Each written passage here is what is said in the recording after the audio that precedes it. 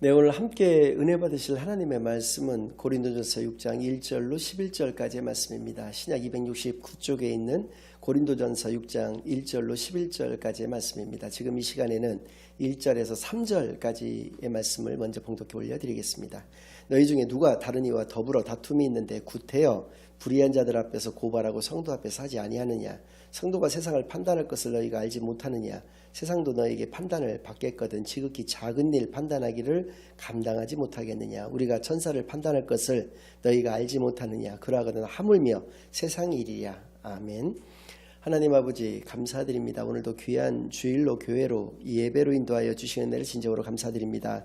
지금 이 시간 저희들이 지난 한 주간 지었던 모든 죄악을 예수 그리스도의 십자가 아래 다 내려놓고 오직 저희들의 온 영과 진리를 다하여 하나님께만 드려지는 예배를 통하여 하나님께서만 영광 받으시는 은혜의 시간으로 이 시간을 인도하여 주시옵소서. 모든 것을 감사드리오며 예수 그리스도의 이름으로 기도드리옵나이다. 아멘. 네, 오늘은 구태여 하물며 더불어 차라리라고 하는 제목을 가지고 오늘 본문 말씀을 중심으로 하나님의 말씀을 증거하겠습니다. 앞서 말씀드린 바와 같이 고린도 교회는 참으로 문제가 많은 교회였습니다. 오늘날의 한국 교회도 당시의 고린도 교회와 같이 비슷한 어떤 모습을 보이는 것은 우리에게 참으로 불행한 일이기는 합니다만은 한 가지 다행스러운 것은 고린도 교회가 그렇게 많은 문제가 있었기 때문에 사도 바울께서는 그 문제에 대한 진단과 또 해법에 대해서 하나님의 뜻에 대해서 분명하게 고린도 전서와 후서라고 하는 성경 말씀을 통해서 우리에게 남겨주셨다는 것입니다. 그것이 오늘날 우리들이 그리스도인으로서 어떻게 이 땅에서 살아내야 될 것인가에 대한 교범으로서의 어떤 역할, 또 매뉴얼이라고 하는 것으로서의 역할을 해주고 있다는 것은 너무나도 다행스러운 것 같습니다. 오늘 본문 말씀 가운데 나오는 이 네 가지 단어, 이것이 이제 오늘의 설교의 제목이었는데요. 이것이 부사라고 하는 품사들입니다.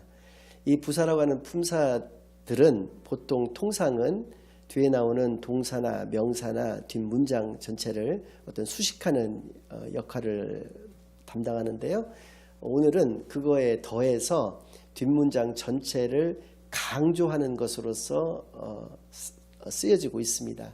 그래서 이 부사들 각각의 단어들의 사전적인 의미와 또 이 영적인 의미에 대해서 함께 알아보는 것이 보다 더 하나님의 뜻을 깊이 있게 깨달을 수 있는 길이라고 여겨져서 오늘 이 말씀들을 설교의 제목으로 삼았고 이 말씀을 중심으로 오늘 말씀을 증거하고자 합니다. 먼저 구태여라고 하는 단어 1절에 나와 있는데요. 너희 중에 누가 다른 이와 더불어 다툼이 있는데 구태여 불의한 자들 앞에서 고발하고 성도 앞에서 하지 아니하느냐. 결론적으로 말씀을 드린다면 그들 가운데 그리스도의 사랑이 없다는 것입니다. 그리스도가 그들 가운데 없다는 것입니다. 그것에 대한 사례로서 그들이 형제 간에도, 그러니까 같은 교회 내 성도들 간에도 다툼은 있을 수 있다는 것입니다. 분쟁과 어떤 갈등 이런 것들이 존재할 수 있는 것이죠. 사람 사는 세상이니까요. 아무리 교회를 할지라도 있을 수는 있습니다. 근데 그것을 어떻게 세상으로 끌고 가느냐. 여기에 이제 불의한 자들이라고 표현되어 있는 것은 세상의 법정을 의미하는 것이고요. 그 세상의 법정을 불의하다라고 표현했던 것은 윤리적인 개념이 아닙니다. 그러니까 세상의 법정의 재판관들이 불의한 자들이다라는 의미를 가지고 있는 게 아니라 이건 영적인 개념입니다. 하나님을 믿지 않는 세상의 재판관이라고 하는 의미를 가지고 있는 것이죠. 하나님을 믿지 아니하는 자들에게 하나님을 믿는다고 하는 너희들이 어떻게 그것을 그 문제를 끌고 나갈 수가 있겠느냐라는 것이죠. 그래서 구태여라고 하는 말은 사전적인 의미로서는 애써 일부러라고 하는 의미를 가지고 있지만 영적으로서는 감히 뭐뭐하다 혹은 당돌하게 뭐뭐하다라는 의미를 가지고 있습니다. 그러니까 어떻게 감히 이런 일을 행할 수 있는가라는 의미입니다. 마가복음 15장 43절 말씀을 보면 아리마대 요셉이라고 하는 사람이 예수님께서 죽으신 직후에 빌라도 총독에게 찾아가서 예수님의 시체를 달라라고 하는 말이 나옵니다. 본인이 그냥 의로웠던 사람이었기 때문에 예수님을 장사 지내게 하기 위해서 이렇게 시체라도 달라라고 얘기를 하는데 그때 앞에 나와 있던 표현은 당돌히 달라고 얘기를 합니다. 그러니까 당돌이라고 하는 표현과 이 구태여라고 하는 표현은 같은 단어고 같은 의미를 가지고 있다는 것이죠. 다툼은 있을 수 있지만 어떻게 그것을 감히 세상의 법정으로 끌고 갈 수가 있겠는가라고 분명히 문제를 진단을 하고 있는 것이죠. 2절에서부터 5절입니다. 성도가 세상을 판단할 것을 너희가 알지 못하느냐. 세상도 너희에게 판단을 받겠거든. 지극히 작은 일 판단하기를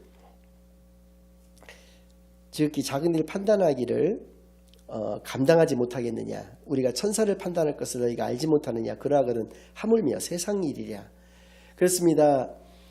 성도들이 세상의 끝날에 예수님과 함께 그들이 가지고 있는 사명은 어떤 것이냐면 세상을 심판하고 또 천사를 심판하는 것입니다. 여기서 천사라고 하는 것은 타락한 천사, 즉 사단 마귀를 의미하는 것인데요.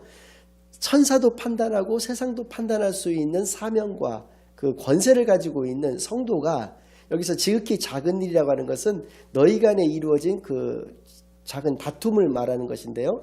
그거 하나도 어떻게 판단하지를 못해서 세상으로 끌고 가느냐라고 했을 때 여기서 하물며라고 하는 것은 전체적으로 뒷문장을 강조하면서 말할 나위 없이라고 하는 의미를 가지고 있다는 것이죠. 하물며 세상 일이냐, 말할 나위 없이 세상 일이냐, 이런 의미를 가지고 있는 것이죠. 여기서 그들을 이제 4절과 5절 말씀을 보면 그런즉 너희가 세상 사건이 있을 때에 교회에서 경히 여김을 받는 자들을 세우느냐. 내가 너희를 부끄럽게 하려 하여 이 말을 하노니 너희 가운데 그 형제간에 이를 판단할 만한 지혜 있는 자가 이같이 하나도 없느냐. 너희 가운데 지혜가 없기 때문에 이것을 세상으로 끌고 가는 것이다. 지혜가 없다라고 하는 것이 가지고 있는 의미는 너희 가운데 그리스도가 없다는 것입니다. 성령 하나님이 너희 가운데 내주, 인도, 역사하심에 따라서 성령 하나님께서 우리에게 주시는 그 지혜를 가지고 세상을 살아가야 되고 교회에서 우리가 살아가야 되는데도 불구하고 그런 지혜가 없이 너희들이 살아간다는 것을 그 세상으로 송사한다라고 하는 것에서 반증하고 있는 것이다 라는 것을 분명히 이야기를 하고 있는 것이죠. 6절에서부터 8절입니다. 형제가 형제와 더불어 고발할 뿐더러 믿지 아니하는 자들 앞에서 하느냐. 너희가 피차 고발함으로 너희 가운데 이미 뚜렷한 허물이 있나니 차라리 불의를 당하는 것이 낫지 아니하며 차라리 속는 것이 낫지 아니하냐. 너희는 불의를 행하고 속이는구나. 그는 너희 형제로다. 자, 여기서 6절 말씀에 형제가 형제와 더불어라고 하는 말씀을 하고 계십니다. 더불어라고 하는 것은 거기에다 더하여라고 하는 사전적 의미가 있지만 여기서는 함께라고 하는 의미를 가지고 있습니다. 형제가 형제와 함께, 그러니까 더불어 살아간다라고 하는 것이죠. 그러니까 우리가 형제가 형제와 함께라고 하는 말 속에서 알 수 있는 것은 가족 간이라는 뜻입니다. 너희가 그리스도라는 한 몸 가운데 각각의 지체들인데도 불구하고 어떻게 이것을 다른 곳에, 그것도 세상으로 가지고 가지고 이 문제를 해결하고자 하느냐라는 것을 질책하고 있는 것이죠. 그 질책의 근거는 이러한 것입니다. 예수님께서는 불의를 당하셨고 또 속이는 것을 당하셔서 당해 주신 것이죠. 그래서 십자가에 달려서 죽기까지 너희를 위하여 해 주셨건만 너희는 어떻게 그렇게 조그만한 불의를 당하고 또 속임을 당하는 것을 그렇게 참지 못하느냐라는 것이죠. 그리고 오히려 너희들은 불의를 행하고 속이는 것을 행하고 있구나. 그것이 바로 이러한 재판사건이라는 것이죠. 그러니까 세상에서의 그 법원에 쌓여있는 민사사건에 이렇게 그 민사사건들이 예를 들어서 한 100건이 있다라고 한다면 50건 이상이 교회에서 온 사건들이라고 합니다. 더군다나 그 비율도 비율이지만 그 세상 사람들은 뭐 술 기운을 통해서든 어떤 계기를 통해서든 그 분쟁들을 조정을 하고 화해해서 그것이 취하되는 확률도 굉장히 높은데 반해서 교회에서 올라온 사건들은 그렇게 나는 죽어도 화해라는 것은 없다. 끝까지 나는 간다라고 하는 것들이 대부분이라는 것입니다. 한 건도 그렇게 분쟁이 조정이 되어져서 화해로 이르게 되어서 취하되는 경우는 거의 극히 드물다라는 것이죠. 그러니까 그리스도인이라고 하면서 불의를 참고 또 속임을 당하는 것을 참는 것이 그건 십자가 정신이라는 것입니다.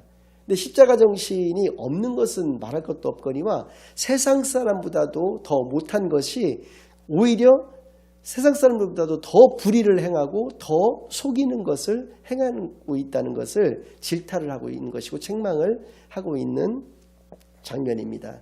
특별히 너희들은 이미 연약하고 공통점이 있다는 것이죠. 인간으로서의 공통점은 뭐냐면 연약하다는 것입니다. 그리고 뚜렷한 허물이 있다는 것입니다. 그러니까 죄악 가운데 살아간다는 것이죠. 우리가 연약하다고 하는 것은 죄악 가운데 살아가는 존재라는 것을 알고도 이 죄악을 또다시 행하는 것, 이러한 존재라는 것입니다. 그러니까 누가 누구를 탓할 수 있겠느냐는 것이죠. 어떤 사람이 일방적으로 잘못하는 것이 있느냐? 그렇지 않다는 것입니다. 항상 모든 분쟁들은 쌍방이 다 과실이 있다는 것이죠. 그런데 어떻게 그것을 너희들이 십자가를 안에 가지고 살아가면서 그리스도의 자녀라고 하는 너희들이 어떻게 세상 사람보다도 더 못한 그런 삶을 살아갈 수 있겠느냐라고 하는 것을 이야기를 하는 것이죠. 그것은 바로 누워서 침뱉기다. 너희들이 형제를 고발하는 것 자체가 불의를 행하고 속이는 것이다 라는 것을 이야기하는 것입니다. 아닌 게 아니라 그런 것 같습니다. 이러한 모습들을 통해서 전도의 문이 닫히는 것은 분명합니다. 또 그리스도인들이 전체적으로 다 싸잡아서 욕을 얻어먹게 되는 것도 분명한 것입니다. 특히 한국의 대형교회들을 중심으로 해서 이러한 어떤 모습들이 너무나 많다라고 하는 것은 우리 자신들을 돌아보면서 하나님 앞에 우리가 이것을 반드시 회개해야 되는 그러한 모습이 되는 것이죠. 7절에 보면 너희가 피차 고발함으로 너희 가운데 이미 뚜렷한 허물이 있나니 차라리 불의를 당하는 것이 낫지 아니하며 차라리 속는 것이 낫지 아니하냐라고 하는 차라리라고 하는 말씀이 나오고 있습니다. 이 차라리라고 하는 것은 그럴 바에는 오히려라고 하는 사전적인 의미가 있고요. 영적으로서는 어쩔 수 없다면이라고 하는 의미입니다. 너희들이 불의를 당하고 속임을 당하는 것이 오히려 낫다는 것이죠. 너희들이 불의를 행하고 속이는 것을 행하는 것보다 너희들이 이렇게 당하는 것이 낫다. 그것이 바로 십자가 정신이다 라는 것입니다. 그러면서 이런 일을 행하는 자들의 결과가 어떻게 될 것인가에 대해서 9절부터 11절 말씀 속에 나와 있는데요. 불의한 자가 하나님의 나라를 유업으로 받지 못할 줄을 알지 못하느냐. 하나님의 나라를 우리의 유업으로 유산으로 받을 수가 없다는 것입니다. 미혹을 받지 말라라고 말씀하시면서 10가지 뒤에 나오는 10가지를 말씀해 주시고 계시는데요. 앞서의 5가지와 뒤에 나오는 5가지가 좀 구별이 됩니다. 첫 번째, 음행하는 자나 우상 숭배하는 자나 간음하는 자나 탐색하는 자나 남색하는 자나 도적이나 탐욕을 부리는 자나 술 취하는 자나 모욕하는 자나 속여 빼앗는 자들은 하나님의 나라를 유업으로 받지 못하리라. 자, 여기서 이제 첫 번째 나오는 그 5가지는 음행과 우상 숭배와 간음과 탐색과 남색이라고 표현되어 있습니다. 음행은 음란한 행위를 말하는 것이고요. 우상 숭배도 이 음행과 연관이 되어 있습니다. 또 간음은 부정을 의미하는 것이고요. 탐색한다라고 하는 것은 색을 탐하는 것, 남색은 동성애를 의미하는 것인데요. 이러한 것들은 모두가 공통적인 것은 성적 범죄인 것은 맞습니다. 그런데 이 성적 범죄들은 모두가 우상 숭배하고 연관이 되어 있습니다. 우리들은 그리스도가 신랑 되시고 그 그리스도를 믿는 그리스도인들은 모두가 신부가 되어진다라고 하는 하나님의 말씀이 있었기 때문에 그렇습니다. 구약의 시대 때는 하나님을 믿지 않고 혹은 하나님을 믿으면서 바알이나 아세라를 섬겼던 그러한 사람들이 있었습니다.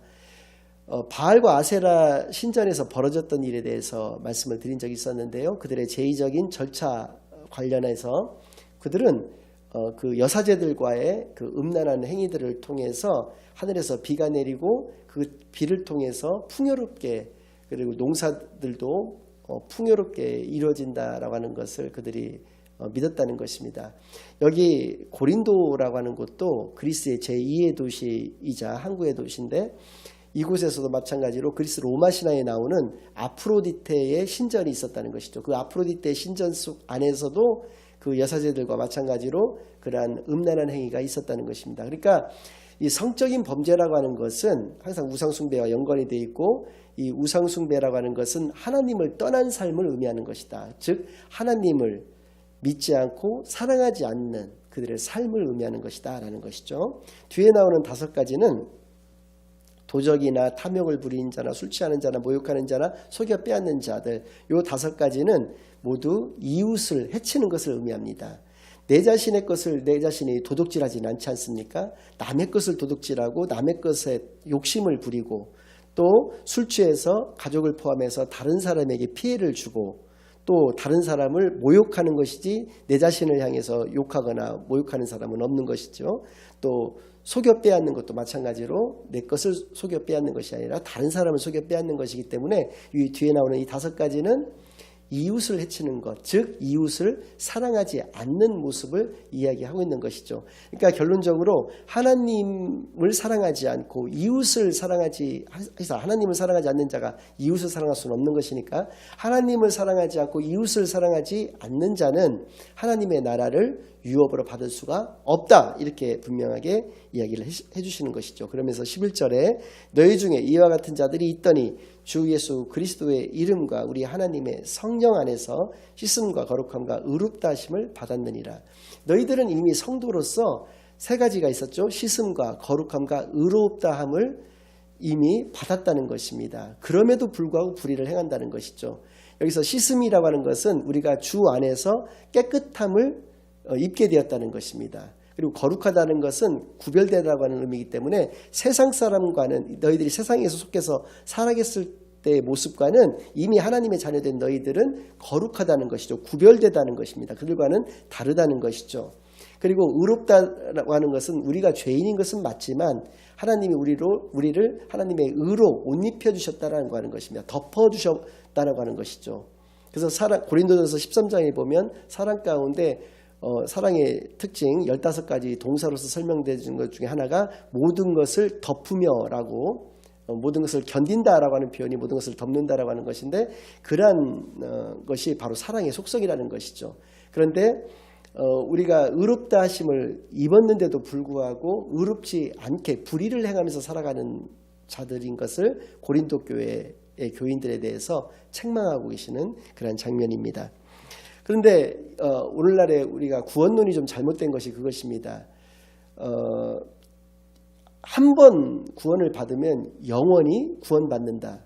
이 말 자체는 맞습니다. 또 행위로서 구원을 받는 것이 아니라 믿음으로써 구원에 이른다. 이 말도 맞는 말씀입니다. 그런데 우리가 지지난 시간 동안에 이렇게 쭉 살펴봤던 로마서의 중요 단어 중에 하나가 뭐냐면 헬라어로 메게이노토라고 하는 단어가 있습니다. 그럴 수 없느니라라고 하는 것이죠. 그러니까 한 번 구원을 받으면 영원히 구원받는 것도 맞고, 또 행위가 아닌 믿음으로써 구원을 받는 것은 맞지만, 그렇다고 해서 한 번 구원을 받았다고 해서 이런 10가지의 죄악을 우리가 범했 수가 있느냐? 그럴 수 없느니라는 것이죠. 믿음을 우리가 소유했다라고 한다는 것은 그럴 수 없는 삶을 살아간다라고 하는 것을 의미한다는 것을 반드시 기억하시기를 바랍니다. 이론적으로는 맞는 말이지만 실제적인 우리의 삶에 있어서는 그럴 수 없다는 것이죠. 그것이 로마서가 우리에게 가르쳐 주시는 하나님의 뜻인 것이고 말씀인 것입니다.